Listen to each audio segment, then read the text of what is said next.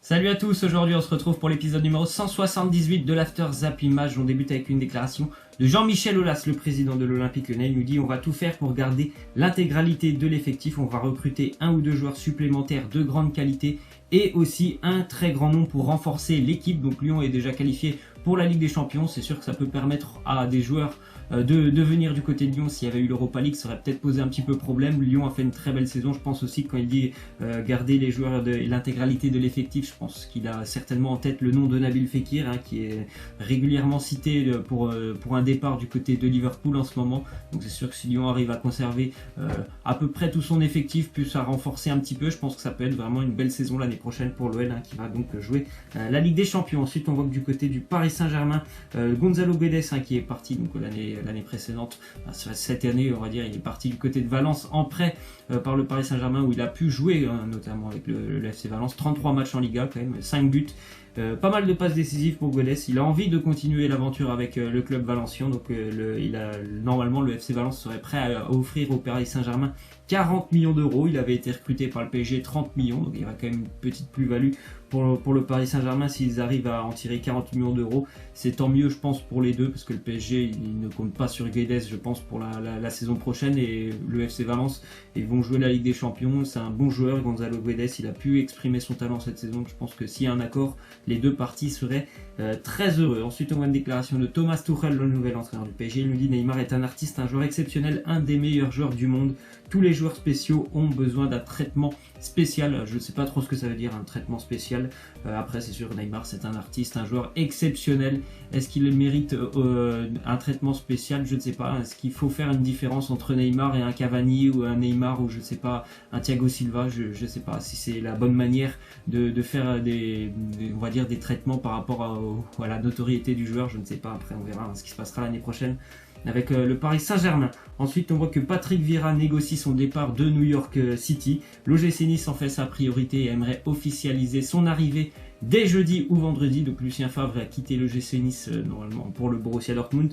Et Patrick Vieira, lui, il a vraiment envie de rejoindre l'OGC Nice. Ça ferait une très belle première expérience en Europe pour lui, avec une équipe talentueuse, une jeune équipe, l'OGC Nice, mais une équipe qui a vraiment de belles ambitions à chaque fois qu'ils attaquent une saison de Ligue 1. Bon, il y a normalement l'année prochaine, je pense qu'ils vont encore avoir envie d'aller titiller les premières places comme ils l'ont fait notamment l'année dernière. Donc ça pourrait être plutôt pas mal, une très belle première expérience, je pense, si Vieira vient à signer du côté de Nice. Encore une fois, du côté de Nice, l'OGC Nice souhaite faire revenir Valère Germain du côté du stade de l'Alliance Riviera.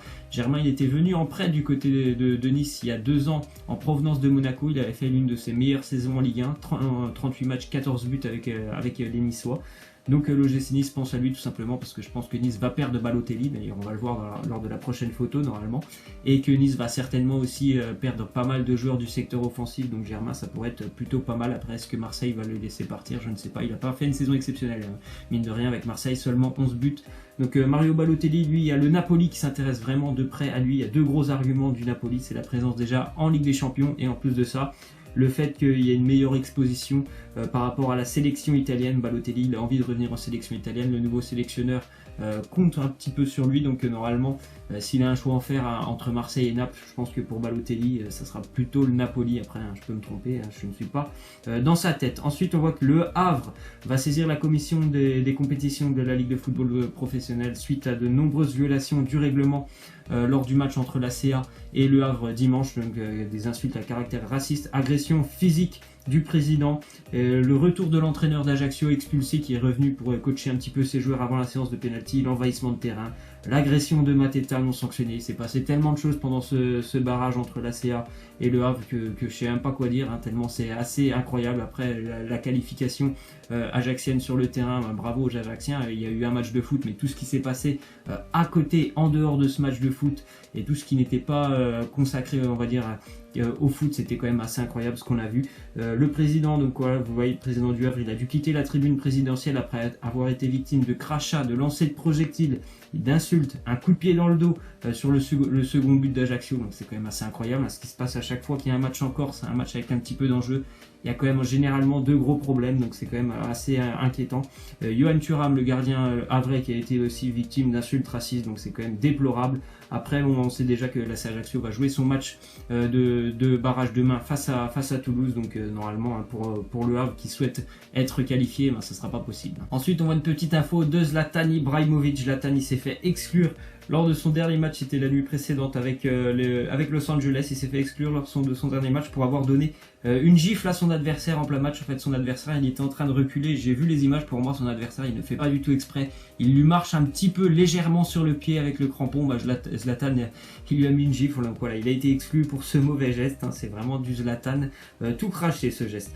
Ensuite, on voit la sélection belge pour la Coupe du Monde. Donc on voit qu'il y a quand même une très très belle sélection avec beaucoup de joueurs qui étaient déjà présents à l'Euro 2016, Batshuayi, Benteke, Nasser Chadli au milieu, Laurent Simon en défense, Thibaut Courtois, De Bruyne, Dembélé, Dendoncker, Fellaini, Eden Hazard. Bon, on va pas tous les citer, Lukaku, Meunier, Tielemans, mais il y a un grand absent quand même dans cette sélection belge, c'est Radja Nainggolan. D'ailleurs, quand il a appris sa non-sélection pour la Coupe du Monde, il a tout simplement mis un terme à sa carrière internationale avec la Belgique, Radja Nainggolan. Donc en conférence de presse, les médias belges ont posé la question au sélectionneur Roberto Martinez pourquoi Radja Nainggolan n'était pas présent dans cette liste.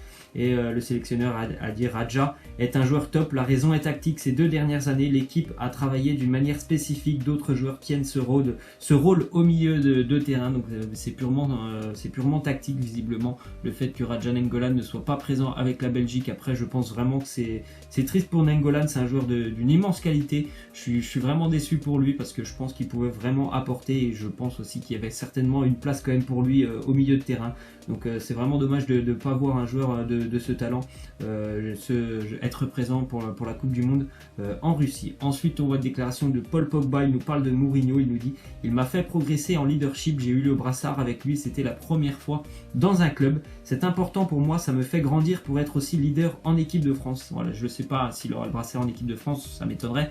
Le brassard est généralement attribué à Hugo Lloris. Après, c'est sûr que ça peut aider d'avoir le brassard dans son équipe. Ça peut te permettre un petit peu de gérer un petit peu toute ton équipe sur le terrain, et ça peut permettre aussi à Paul Pogba d'avoir un petit peu, on va dire, les épaules, la carrure pour un petit peu aider les jeunes joueurs français, parce que c'est vrai que cette sélection française, enfin le 11 titulaire, je pense qu'il va être quand même relativement jeune, et Paul Pogba, malgré tout, malgré sa jeune expérience, c'est quand même quelqu'un qui est là depuis quelques années maintenant avec les Bleus, donc ça peut lui permettre un peu d'endosser le rôle de leader de cette équipe. Ensuite, on voit une déclaration de Benjamin Mendy. Il nous dit: la Coupe du Monde, avec tout le travail que j'ai fait et le bonus que je me suis donné, je suis prêt dès maintenant et je serai prêt pour le mondial. Moi aussi, j'espère qu'il sera prêt, Benjamin Mendy. Je pense que s'il est à son top niveau, il doit être titulaire et il doit être sur le terrain. Et si Didier Deschamps l'a convoqué, c'est certainement qu'il le sait très bien que lui aussi, si Mendy est en pleine forme. Et d'ailleurs, je pense que s'il l'a convoqué, c'est qu'il sait qu'il est en pleine forme.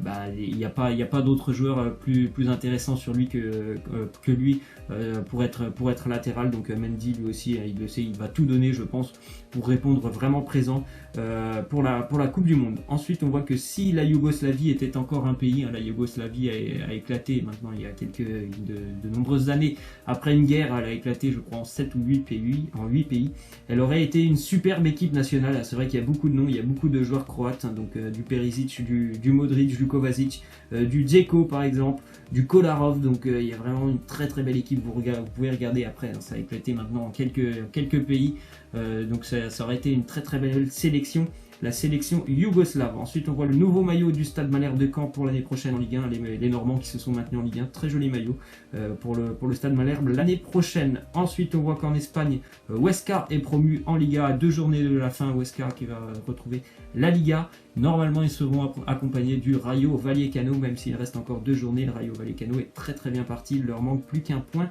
pour monter en Liga. Ensuite, du côté de West Ham, on voit l'arrivée de Manuel Pellegrini en tant que nouvel entraîneur pour West Ham, lui qui a passé 2 ans en Chine et puis qui avait passé quand même 3 ans à Manchester City entre 2013 et 2016 avec de nombreux titres quand même avec les Citizens. Il va prendre en main l'équipe de West Ham l'année prochaine. Ensuite, on voit que Hugo Lloris s'est joint à Mike Jedinak, le joueur australien, et Simon Kjær, le joueur danois, futur adversaire du Pérou durant la Coupe du Monde, afin de signer une pétition réclamant l'annulation de la suspension de Paulo Guerrero afin que ce dernier puisse participer au mondial. Donc c'est l'attaquant péruvien qui est suspendu pour avoir consommé de la cocaïne. Donc voilà, ils ont tous signé une pétition pour qu'il soit présent pour la Coupe du Monde. Après, bon, je sais pas si ça va être vraiment utile parce que ça c'est une décision, je pense, de la FIFA ou de la fédération aussi péruvienne.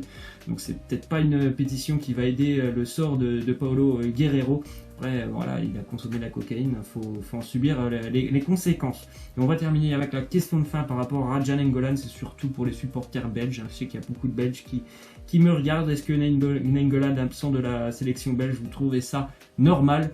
Pour moi, franchement, je trouve pas ça normal parce que je sais que la Belgique a vraiment un effectif de qualité et qu'il y a beaucoup de monde au milieu de terrain, mais c'est pour moi l'un des meilleurs milieux de terrain aussi à son poste. Donc je suis vraiment assez déçu qu'il ne soit pas là. Laissez-moi en commentaire ce que vous en pensez par rapport à cette non-sélection de Nainggolan avec la Belgique. Voilà, c'est la fin de cet After Zap Image. J'espère que ça vous aura plu. N'hésitez pas à lâcher des likes, à vous abonner. Moi, je vous laisse et je vous dis à demain. Ciao!